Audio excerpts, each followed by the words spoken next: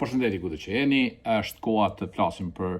dy tema të rëndësishme. Para është inflacioni, kjo është si arsye kryesore pse do flas për inflacionin, është kërkesa e një nga ndjekësit e mi ku ka bërë pyetje që të flas ta shtjelloj pakës inflacionin, se si mund sfitohet, pse po ndodh, pse kemi një inflacion domethënë bipolar, për shkak se kemi inflacionin të shtrirë në statistika dhe inflacioni real, ai përditshëm, ai që përballim me gjithë ne si konsumatorë. Dhe tematika dytë do të flas në lidhje me shpirtnin ose spiritualitetin, teknologjinë tek botën, siç i them unë, tregjet, gjeopolitika etj dhe krejt ky sfondi peizazhi i sotëm, edhe çka po ndodh me rënjet e fundit, sot është data 18 nëntor, kemi tregje me rënje, kështu që besoj se është javlen me fol për këtë temë, për temën e tregjeve, besoj dëgjoni interesimin e ju gjithandaj. Në lidhje me inflacionin, është inflacioni nuk sfidohet as individualisht, as si komponent, as si ekonomi në përgjithësi, për shkak se është, si themi, zhytur në metrikset statistikave të përditshme. Banka qendrore masin, qeveritë e vendeve ndryshme masin statistikën në bazë modeleve ndryshme, në bazë sasisë prodhimit që bëhet, sasisë eksporteve, sasisë importeve, në bazë të ekosistemit të shpenzimeve, sa shpenzohet kursimeve, sa kursehet nëpër banka nga konsumatorët, por edhe ndjeket edhe metriksi indeksi i çmimeve, që përcakton në fakt nivelin dhe mshurinë në këto 5 vitet e fundit, sepse deri 2020-21 para Covidit, inflacioni nuk ka qenë problematike. Gati 30 vjet kemi pas një periudhë interesante ku inflacioni në fakt edhe normat e interesit, këto dy komponente të rëndësishme të ekonometriksit edhe ekonomisë, kanë qenë në si themi në një val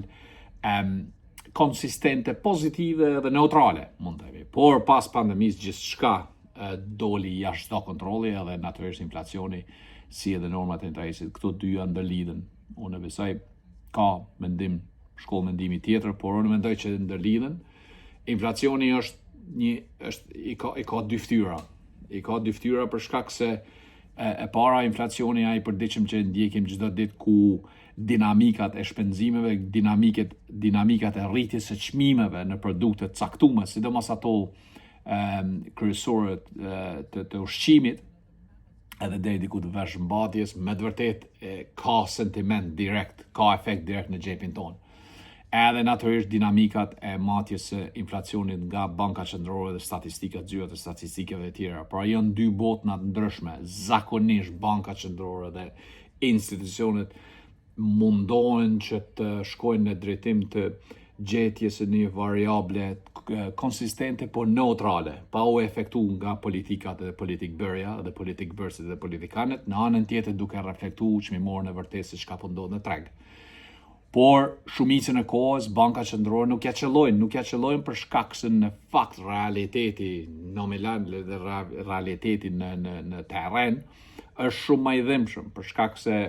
janë dy komponentë aty, sepse shumë tregtar marrin iniciativën që me rrit çmimin duke i parapri një paniku,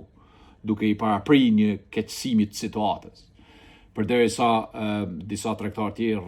rrin, domethënë neutral, rrin në pozicione të çmimeve të cilat i kanë pasur para 1 muajve, 2 muajve të tjerë. Disa industri, disa tregtar tjerë kanë varësi më të madhe në sasinë e importit që e marrin, ose sasinë e blerjes së raw materials, ose materialet e dorës së parë, kur materialet ta zëjmë nëse një bujk, material dorë parë si ka pesticidet, i ka komponente ndryshme të farave e tjerë, nëse ato janë shtrejtë natyrisht derisa të mjellet, derisa të futet një njësi e madhe, një masë e madhe e punës edhe mundit që bëhet për të arrit qepen ose për të arrit shalqinin ose diçka tjetër, derisa të vjen të çaja formë fizike shalqini ose qepa, është shumë më shtrejtë se sa çmimora kur ka pranu bujku ose fermeri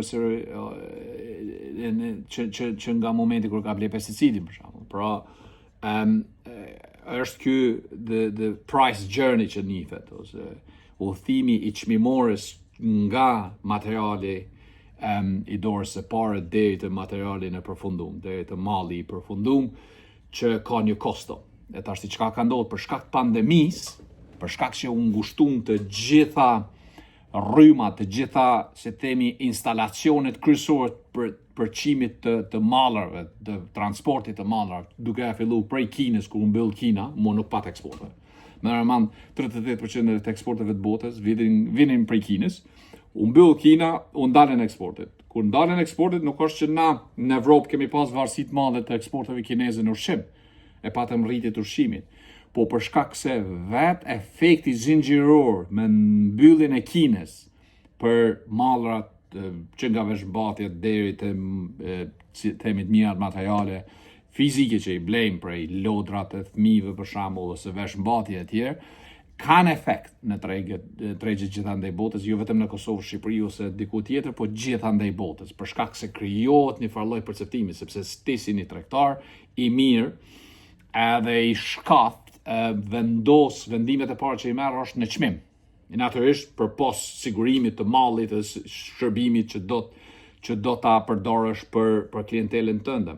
Nëse je tregtar I ushqimit, gjithsesi ushqimi ka qenë shumë problematik gjatë kohës pandemisë, për atë arsye patëm shumë qeveri që morën masa, duke përfshirë edhe për qeverinë tonë të Kosovës,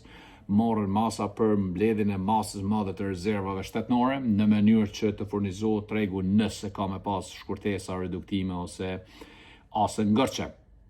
Pandemia pra e prishi atë konsensusin dhe atë, si themi, konsistencën e rritjes së çmimeve. Kemi pas, për shembull, ne në Perëndim, në Angli, kemi pas një trajektore, si themi, neutrale, konsistente që ka ekzistuar çmimores, ku çmimet nuk janë rrit më shumë se 2% në vetë, nëse ka shku ka shkaktu problem shumë. Tash I kemi 10, 15, 20, 30, ka kaluar dhe 58%, 60% që në shfut në territor të panjohur disa produkte, çmimi I disa produkteve dhe disa njësive të rëndësishme për jetesë. Për çet arsye pra është shumë e vështirë, këtu nuk është punë faje, as faje ndaj qeverisë, as faje ndaj politik bërjes, as faje ndaj tregtarëve ose konsumatorit, po në anën tjetër të gjithë jemi bashkëfajtor, për shkak se për shembull për qeverinë është shumë e vështirë të adresohet problemi I inflacionit nëse nuk ka një farë koordinimi ndërkombëtar. Sidomos për shtetet më të dobta si Kosova, si Shqipënia, konsensusin ndërkombëtar I Bankës Botërore, I FMN-s ose institucioneve tjera që kemi varësi si themi materiale edhe administrative, është shumë e vështirë ti veç në kokën veti me marrë masa, me reduktu masën e inflacionit. Por në anën tjetër nuk kemi as pavarësi monetare, për shkak se nuk e kontrollojmë paran tonë. Euron e kontrollohet nga BCE, Banka Qendrore Evropiane, për këtë arsye na nuk kemi instrumente që mundem me ashtu, që ka muj me bo price cap, ose kufizime në çmimore, po më duket sa diu një iniciativë e tillë është marrë nga qeveria aktuale, qeveria Kurti, ne dhe më duket është dërguar nga opozita në gjykatë kushtetuese. Nuk jam shumë I sigurt, mos më kuatonin këta, po mundeni me gjërmu, me kqyr, me hulumtum atutje. Por në po mendoj që ka pas iniciativa, po kanë qenë edhe iniciative të limituara për shkak se në anën tjetër mos harrojmë që në një mas të madhe ka ekzistuar edhe ajo shkolla tjetër e mendimit që inflacioni është pak as mirë për ekonominë, për shkak se fillon e filtron proceset të cilat nuk I nevojiten, komponentë të cilat nuk I nevojiten në ekonomi, mbi prodhimi për shembull etj, që nuk është çështje shumë si themi prekse për Kosovë ose për Shqipëri, por është çështje prekse për vende si Kina ose Amerika deri diku. Pra, inflacioni nuk mund sfidohet, natyrisht parametra kryesor që konsumatorët duhet marrin është kursimi më I madh,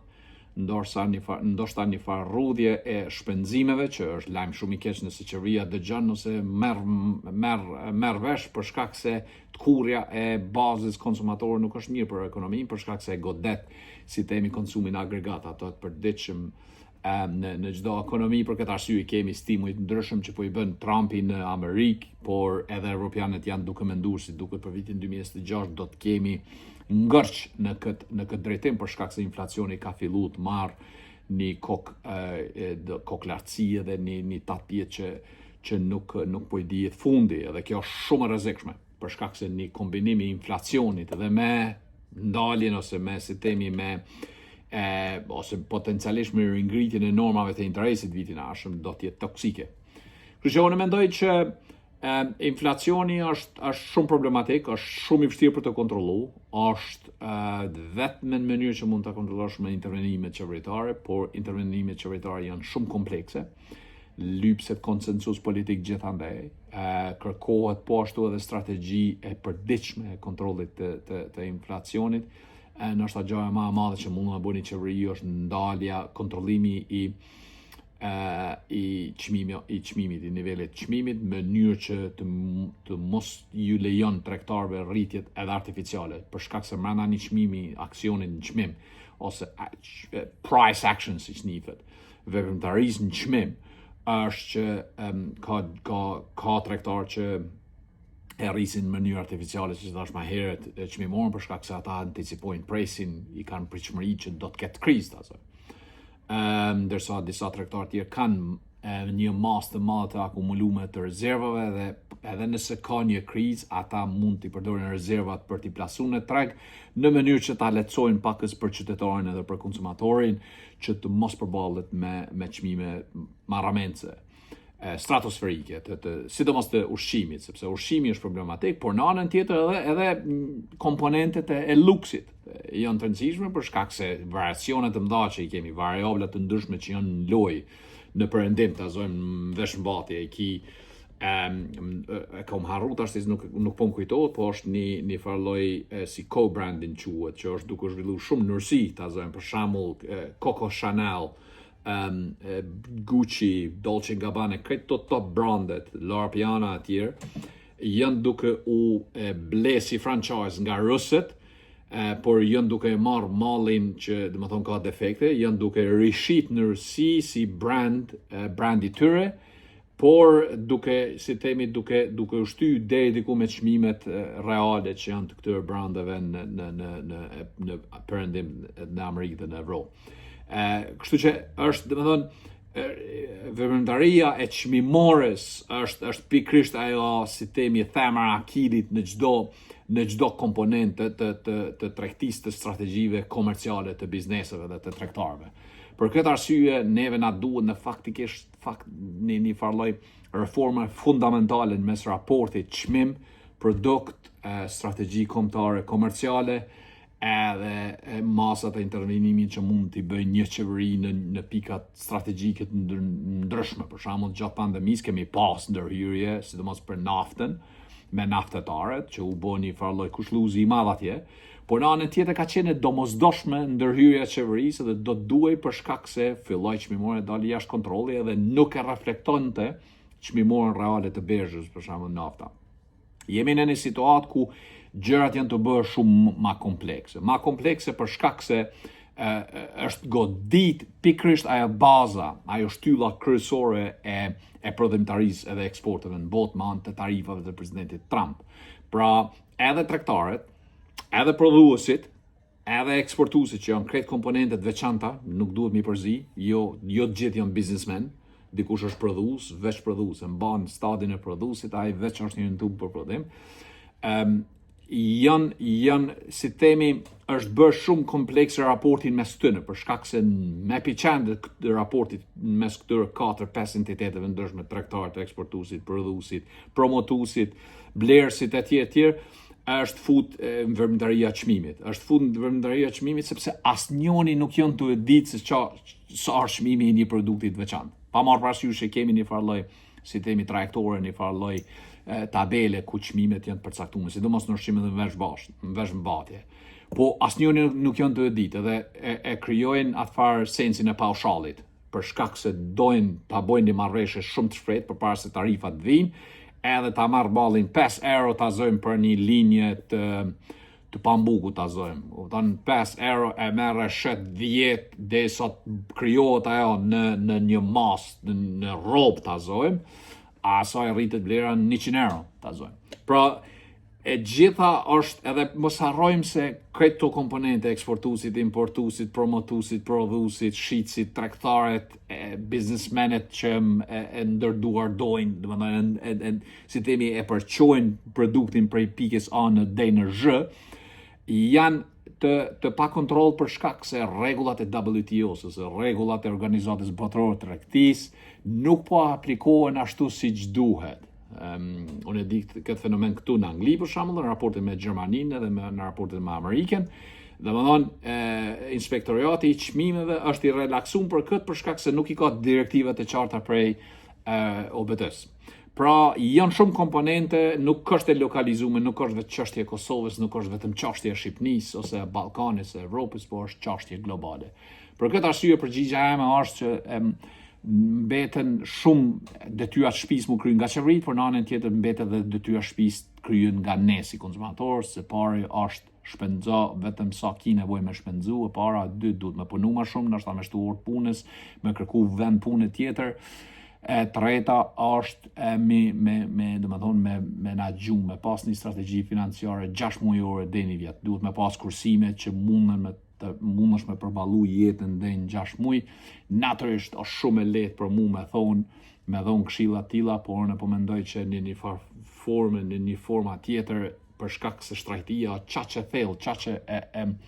e madhe edhe e shpërndar, gjithandaj, sidomos në vendet me të ardhura më të ulta si Kosova,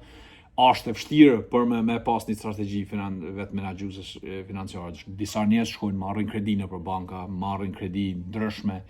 që unë për mendimin tim janë akoma të shtrejta për shkak se akoma kemi këtë farë disparitetin, këtë pavarësinë mes të kredive në depozitave normës interesit në depozita edhe huamarrjes nëpërmjet kredive. Krediti ki me mesatar 4 dhe 6% për derisa depoziti në këta jap ty ma shumë se 2% muj nëse depoziton parë në bank. Kështu që besoj se kjo është problematike, por në anën tjetër mos harrojmë se kemi një sistem bankar financiar të shëndetshëm, por duhet ta shndrojmë këtë sistem bankar të shëndetshëm në një sistem bankar të efektshëm për konsumatorin. Mënyrë që konsumatorit i jepet mundësia me anë të produkteve ndryshme që kredimarrja të jetë e shëndetshme për financat e çdo njerit, të gjendet një balans, por në anën tjetër të stimulohet konsumatori që ta paguaj kredin në kohë, por në anën tjetër të stimulohet që të gjenden disa alternativa tjera. Për shembull, duhen vende ose habet të punësimit, këshillave për punësim. Duhet që punëmarrësit edhe punëdhënësit të jenë më aktiv në këtë fushë, të ta dinamizojnë tregun e punës, se momentalisht është më tepër në rrugë formale, po duhet bëhet në rrugë natyrisht formale, institucionale, po në rrugë të marketingut, në rrugë më dinamike të prurjes së vendeve të punës të fytyra konsumatorëve. Shumë është e thjeshtë kjo punë. Pika 2, tematika 2. E di që nështë atë ngloj se jom të shpejtu shumë videon, por unë besoj se është edhe në interes gjithve, sepse nuk po kam qef me qenë videot pa fund me kështu më orë të tana. Spiritualizmi tek bota që ka po ndodhë në krejt rrethin e ekosistemin tonë. Ka njerë me të vërtet po do këtë sikur bota me qenë e vogël. Qosh me nxez dëgjon një lajm, sheh një video, gjithçka është para teje, gjithçka është para syve, dhe më thonë janë 10 cm largësi prej ekranit që ki në smartphone. Unë shpesh ju thëm, sidomos të rive të mi ndjekësit e mi që më ndjekin gjithandej, ju thëm që të jemi të kujdesshëm ta rrim një farloj si temi baraspeshë në mes të realitetit që e kemi atje, që nga njerë është i hidhun, është i vështirë të përballet, ose bjen diqysh me një situatë ku nihesh keq, edhe asaj tjetrës aspiratës tënë, fush veprimit tënë, andrave që i kje tjetër. Pra duhet një farloj baraspeshë, duhet një farloj sane, me qenë sane, si që njëve në anglisht, me qenë brenda normales, me qëndru normal, sepse absorbimi i tepërt nga njerë me të vërtet po të ngarkon shumë. Unë e di spengona shpesh kur fokusona në letërsitë, me kam blogun tim për gjithë ju që keni dëshirë, që keni qef me ditë ma tepër në lidhe me botën teme letrare, krijimtarin time, mund të keni qasin nëpërmjet emanuelbajra.com me 2 mëja, për shkak se domenën e parë ma patën marrë. më duket kinezët ma patën marrë, lëpshin atër me ble do venin, për nejse bona gabim për atë djetëve nuk e bleva. Sot e kom një domen të ri, emanuelbajra.com është, me 2 mëja e aty unë e postoj një 2 javë, varësisht kur për gjej ko, copëzat ndryshme, tregimeve ndryshme, në lidhje me zhanrit sci-fi, fantashkezë përgjithësi, por japi një farloj, si të themi një farloj, bot kuptimi tjetër këtij zhanri spekulativ. Nuk mund me folë ma tepër për shkak se libri jam i parë i zhanrit fantashkencë është duke u botuar ndjetor, por ma shumë do t'ju njoftoj nëpërmjet medjave sociale, në Instagram, ndoshta edhe TikTok, por edhe Facebook. Por deshta ta ndërlidhin lidhje me atë që po ndodh në atëfar eksternalitetin tonë, atëfar përditshmërinë tonë të jashtme, jashtë vendit punës, jashtë hapave të pragut shtëpisë. Janë shumë komponente që duhet marrë parasysh. Këto video të mia nuk janë para lajmërimi, janë ma tepër vetëdijsim. Është ma tepër vetëdijsim për shkak se nëse nuk jemi të vetëdijshëm nuk mundëm as ta pranojmë as dim të menaxhojmë para lajmërimin për shembull. Me thonë që tash një komet është të afru gati një 20 kilometra afër tokës, një dikush që është në detyrën përgjithësi qeveritare është dështon totalisht për shkak se paralajmërimi duhet mund ndjek me një farlloj vetëdijsimi. Unë për mua është mision i veçantë që vetëdijsimi të jetë i rëndësishëm. Peter Thiel ditëve të fundit ka tregu e mbajti një farë ligjërate para një muaji diçka i quajtur Antichrist ose Antikrishti, ku folin lidhje me, si themi, idetë e tija në lidhje me Antikrishtin. Është një njeri që merret, përveç që është multimiliarder i suksesshëm, është edhe një njeri që merret me dizajnimin e të ardhmes njerëzimit. Domethënë është shumë i hapur në këtë drejtim. Unë mendoj që janë disa pika të rëndësishme që duhet mi marrë parasysh ku flet ai në lidhje me për shembull Jarvin edhe Nick Land, që janë 2 influenca që kanë influencu shumë Peter Thiel gjatë vëmëtarisë të tij në teknologji, në financa dhe në botën e spiritualitetit. Për shkak se mos harrojmë çka e shtyn Peter Thiel të jetë suksesshëm, edhe me njënë është edhe niveli i spiritualitetit që ka. Unë hasa shumë në Kaliforni disa njerëz që i merren me disa projekte me të vërtet nish, projektet që janë të punu me Neuralink, projekte që janë të punu me këtë farë Blue Origin të Jeff Bezos, por edhe njerëz që janë duke si themi, jo duke i kopju këto magnatet e teknologjisë, tech bota unë i quaj, por janë duke kriju produkte unike në Silicon Valley. E këta njerëz janë shumë interesant. Për shkak se është pikërisht ajo pika ku këta njerëz e kanë filluar. Kanë filluar prej pikës ku thonë gjithçka sot që është duke zhvilluar teknologji është random. Është random edhe është spontane. Na po mundohemi me tërheq këto prej spontanitetit, me kthy në një sistemim. Për shembull Bitcoin, kriptovalutat kanë qenë një diçka spontane që është kriju, por në fakt arkitektura ka qenë e dizajnuar në bukur mirë. Sa që konspiracionistët thanë që është krijuar prej Bankës Qendrore të Anglisë, ose prej Fedit, ose prej disa komponentëve brenda këtyre entiteteve të rëndësishme që nuk është larg mendjes, për shkak se arkitektura me të vërtetë është e thjeshtë, por është ka në ndërthurje atë farë arkitekturën matematikore e Robloxit edhe Robobloxeve, si në formatin e Robobloxeve, por në anën tjetër blockchaini ka qenë diçka pa njohur në atë kohë. Pra, prej 6 vjetave kur Pentagon si të themi ka filloi ta shliroj pakës këtë rjetin e sistemit të kompjuterizmit, ka evolu shumë, domethënë procesi, teknologjia ka evolu shumë. Ndoshta hapat që kemi bërë vetëm 10 vitet e fundit janë më shumë se 100 vjet e ashme që kishim mujt me bën nëse alojeshim kohën me Microsoft dozat e 70-ve, 80-ve. Por kemi pas zhvillime me havë të madh. Për shkak se siç ka thënë edhe një nga bashkëpunëtorët e Steve Jobs, është dashme e mishëru zhvillimet teknologjike me prezencën e njeriut, ose me bo teknologjinë më të prekshme për njerit. E çka bënëm? Okej, smartphone-at i zbulum, iPad-at i zbulum, iPodat ishin para iPadëve, e sillën muzikën në vesh njerëzve shumë mënyrë më të organizuar, më efektive.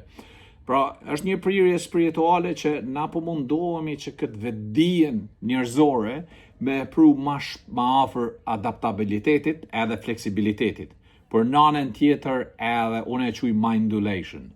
Believe it or not. Ndash bezoni, ndash jo më të punu me një projekt ka gati një vjet. Mindulation është besoj se do botoj diçka vitin tjetër. Pra është një proces, një arkitekturë e re që e kombinon zhvillimin edhe hovin teknologjit me biomasën. Me biomasën njerëzore natyrisht, por duke u thelluar edhe më tepër në eksperimentet në kafsh, etj që për shumë rregulla ligje etiketuese etike nuk është e lejueshme, por ka një farloj space management, ka një farloj menaxhim të kufive në këtë horizont, për shkak se një telefon i sotëm mund edhe një kompjuter i sotëm brenda 5 ose 10 vjetëve mund të jetë më shumë i mishërum në një format biologjik për njeriu se sa që ka qenë deri më tash. Peter Thiel është besuesi i kësaj, por spiritualiteti i Arvin për shembull, ose Mark Andreessen edhe Nick Land, që tre, si themi, kokat kryesore të kësaj arkitekture të utopike që quhen edhe vetën në fakt, janë të mendimit që nuk jemi gati. Dhe momentalisht kjo arkitektura e mishërimit të tek botës, por infrastrukturës teknologjike me biomasën nuk jemi aty afër. Duhet me pas ma tepër kohë, duhet na japet ma tepër kohë, për shkak se problemi është pikërisht ta po mundohen me targetu vetdijen, psikologjinë nëpërmjet ndërtimit të një perceptimi caktuar nëpërmjet teknologjisë, nëpërmjet iPadit edhe iPhone-it, por në anën tjetër janë të shqetësuar për shkak se niveli i vetdijes është tepër në fazat e para, në fillet e para të kapjes, se ku është ideja, çka është tu mundu më bërë. Shumë njerëz thonë, për shembull konspiracionistët thonë, robotët do ta marrin botën, generative diseases do të jenë shumë më të mëdha, për shembull, ose kjo fa realiteti virtuale, etj, kjo është ardhme, po unë besoj që janë nështë edhe 2-3 metra më larg, më tutje në drejtim. Unë kam shkruar në Alienation, në fakt, në tjetërsim libër që ka mu promovu në djetor që po shqipërohet, po përkthehet në Shqip. Disa i kam dhënë disa hinte, me thonë, në drejtim se ka po shkoj. Mindulation jam të punu në drejtim në lidhje me që ta afroj ma shumë me realitetin e njerëzve në mënyrë që njerëzit ta kuptojnë, sepse unë që ka mendoj, e di edhe gjatë viteve 2000, kur parë se me dalë iPhone, i kishim Motorola, i kishim Nokia, ishin shumë, si themi, manuale, kështu mënyrë se si operonin, dhe sa dulin aplikacionet ose apps. Unë gjithë një kritikojsha atë farë disconnect që ekziston mes të tek botës në aspektin e prodhimtarisë, e krijimit të vlerave të reja që u kurorzu me iPhone-in, edhe para përgatitjes njerëzimit për të. Natyrisht, iPhone-i ishte një entitet komercial. U kriju prej Steve Jobs për me bë pare, por edhe për me dominu e monopolizu markët, tregun që deri më sot ka arrit sukses, edhe 16 vjet mas promovimit të iPhone-it parë, iPhone 6-7 që ishte. Kështu që edhe këtë herë besoj se ishim biseda me disa menaxher të disa fundeve në Palo Alto në Kalifornia, që duhet me qenë sigurt që hapi tjetër të mos dështojmë në si temi në atë farë që thash ma herët paralajmërimi dhe vetëdijsimi. Duhet një fazë e zhvillimit të vetëdijsimit përpara se të bëhet lancimi, përpara se të futen njerëzit në transformim, të futen njerëzit, ta pranojnë një produkt të ri, ta pranojnë një platformë të re, të bëhen pjesë e evolucionit, sepse gjëja fundi që do më bëj është me imponu një evolucion njerëzi, e njerëzit mas parim piken ma fillestare dhe ma bazike nuk ta pranon konsumatori. Si ta refuzon konsumatori, dihet se ajo punë është dead in the water. Kështu që edhe këto, edhe kjo farë vrulli i ri i zhvillimeve, e thash sot në një reels ma herët që fakt fatkeqësisht zilja derës po e njëra më duket që është dërgesë postare. Domethënë duhet me pas kujdes se kur vim deri te pika ku realitetin çmimore, prapë tek çmimore në pikën e parë në lidhje me inflacionin kur ishim të folur më herët. AI, se inteligencës artificiale edhe realitetit të sa është inteligencë artificiale duke ta transformu jetën ty, ka disparitet. Janë disa triliarda dollar ose triliona dollar. Për këtë arsye kemi nervozitetin e tregje për shkak se investitorët për kanë shumë vështirë mi adhon një ide se ku është të shku që ky çmim. Ti po më thu, si Amazon, si Tesla, si Meta, si Google, që po jemi të investu, jemi të bë por unë në fakt nuk jam të pa këtë transformimin, nuk jam të ndje këtë transformimin, ose jam të ndje në disa pika jo shumë qarta, por jam tepër i pa qartë se sa do të ketë efekt në jetën time. Për këtë arsye dhe mindulation dhe gjithçka tjetër që është duke ardhur dhe që është duke ndërtuar dhe që është duke u kriju si diskurs i ri, shpresoj që të mos mbetet vetëm diskurs, vetëm një narracion i një zhvillimi teknologjik, po të jetë më të tjerë, më tepër, të ndihmojë njeriu për shembull të ketë më lehtë jetën, por në anën tjetër ta ketë edhe prosperitetin afër. Të dalim prej asaj guacës së skllavërisë globale dhe të bëhemi individ me plot dinjitetin e fjalës. Për këtë arsye, pra, pata qef të flas në lidhje me këtë farë sensin e spiritualitetit, se si martohen këto dyja edhe po krijojnë një realitet të ri. Peter Thiel është një ndër idhtarët e kësaj ideologjie, që besoj se ju e keni hasur dhe ju kisha këshillu që të lexoni, që t'i hapni horizontet dhe të kërkoni më shumë, për shkak se është shumë e rëndësishme ta kuptojmë që nuk kemi më në atë farë dhe ato rrethanat ku ishte Bill Gates në vitet 80-90. Domethënë ishte në Harvard, e la Harvardin, filloi me punu, e solli computerin në dhomën tënde, edhe krijoi një korporat që quhet Microsoft, sot që është konglomerat i pafund, i pakufishëm me resurse pakufishme, edhe kaq, mbeti zë si temi jo dhe i madh në aferat sociale ose në aspekte politike tjetër, pa marrë parasysh që konspiracionistët duan ta sjellin çdo argument. Elon Musk është i njëjtë, po pak më i zëshëm. Peter Thiel është shumë më i zëshëm në aspektin social, politik, kulturor etj. Pra, po shohim një farë lloj evolucioni që tek bota është duke e mbart me vete dhe duke imponu gradualisht. Por është një tek botë e cila në fakt prej natyrës nuk është e vetëdijshme që është u imponu, por është u imponu dhe do të imponoj, për shkak se fundit ne ndjekemi edhe nga instinktet gjithmonë kur del një iPhone i ri ose një iPad ose një laptop ose një produkt tjetër, çfarë do lloj kompanie, gjithnjë na ngjall një farë lloj si themi mezipritshmëri. Por natyrisht elefanti i madh është edhe Kina, për shkak se Kina është gati një hap e gjysmë, vetë edhe kalifornianët edhe vetë këta në Silicon Valley e thonë që Kina në mënyrë të frikshme është një hap e gjysmë përpara Amerikës dhe perëndimin e përgjithësi në zhvillimin e biomasës dhe teknologjisë, martesën e këtyre dy komponenteve shumë të rëndësishme dhe shumë si themi delikate për tu parashikuar, për tu parapa. Por besoj se në këtë front ndoshta në të ardhmen do të jetë, kur them në të ardhmen nuk flas më me terma të shekullit 20 ose fillim shekullit 21, po jemi në pikërisht duke afruar shekullit 21, jemi gati të afruar mesit, edhe vetë konceptimi i të ardhmes është shkurtu. Nuk është më ardhmja mas 10 vjetëve, mas 15 vjetëve, 20 vjetëve, ndoshta kjo ndikon për shkak se unë kam moshën e tillë 45 vjeç, por kur flas për të ardhmen e kam fjalën për vitin tjetër ose vitin që që vazhdon pas vitit tjetër, vitin pasardhës. Pra, mund të kemi një ekosistem ku mveshja teknologjike mveshja, zhvillimi teknologjik do të jetë edhe bazik, për shkak se duhet kthehemi pak të racionalitetit edhe me pas një farë ndjeshmërie që mes më kompliku tepër shumë produktin, sikur me Apple, sikur me Huawei ose me çfarë do lloj produkti tjetër, por të jetë pak bazike, por funksionet e saj të mbrëmshme, për atë arsye kemi luftë gjysmëpërçuese sot, për shkak se jemi të shku në quantum, në fizikën mekanike quantum, jashtë nivelit të standardit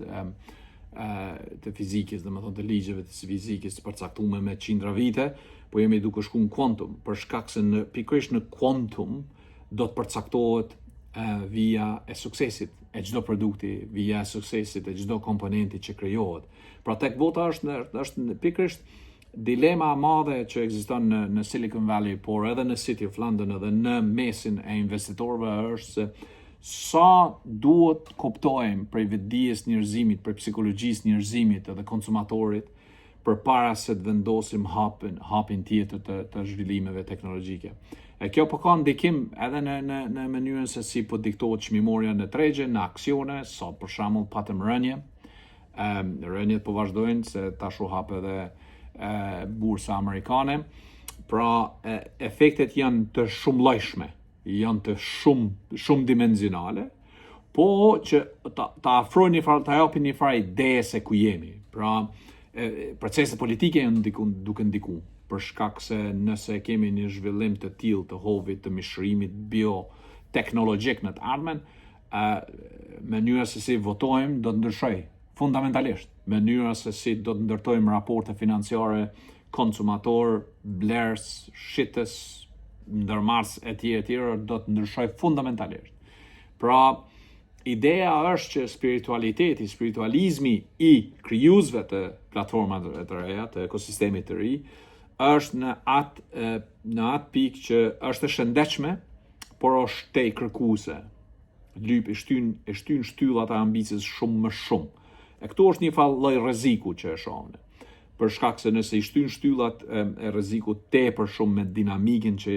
i kemi marrë këtu 3 vitet e fundit, unë besoj se do të krijojmë më tepër problem se sa do të zgjedh probleme. Por mbetet të shihet. Nuk po premtoj çka do të flas në si themi në filmimin tjetër, po besoj se do të flas për diçka interesante. Unë pata qef që t'ju njoftoj me këto të fundit çka është duke ndodhur, çka është duke u zi, si themi, në fushën e tek botës, edhe se si po ndikon kjo në përditshmërinë tonë. Ju uroj gjithë të mirat, shëndet e mbarësi, dëgjohemi, shihemi shpejt. Mirupafshim.